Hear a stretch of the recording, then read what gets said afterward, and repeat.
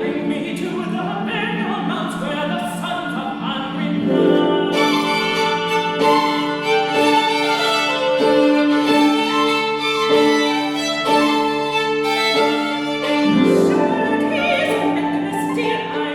I have this story about a woman who rejected traditional femininity and created this masculine persona, Hervar, and then goes forth as a man in a man's world to do all of these traditionally masculine things. I'm like, how am I going to tell Hervor/Hervar's story with these feminine instruments? So this was like the first thing.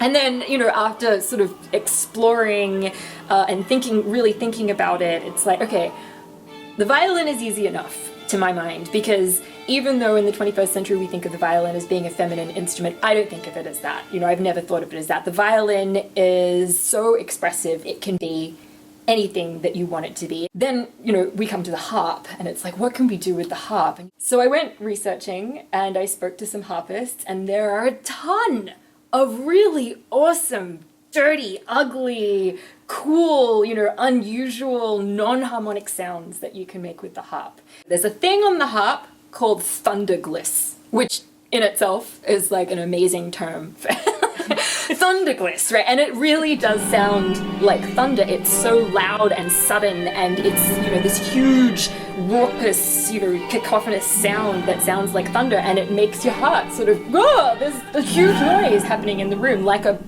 clap of thunder.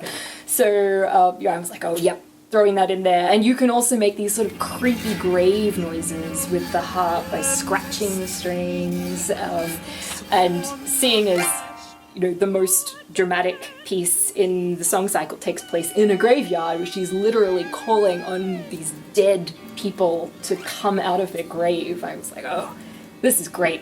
Now that I've done this, I'm like, I can't imagine having chosen anything but the harp.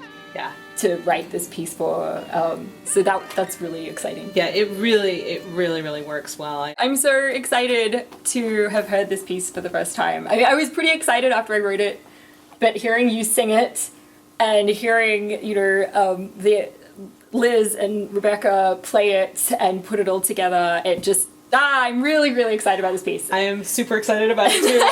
And that doesn't always happen. Like, oftentimes in the first rehearsal as a composer, you're like dreading the first rehearsal, because sometimes you think, oh God, what if what I put on the page however many weeks ago doesn't translate? But you guys actually took it above. Like, it's not just, oh, this is exactly what's in my head. It's actually, oh, this is better than what was in my head. So I'm really pleased. Oh, yay. I'm excited. Yay. Awesome.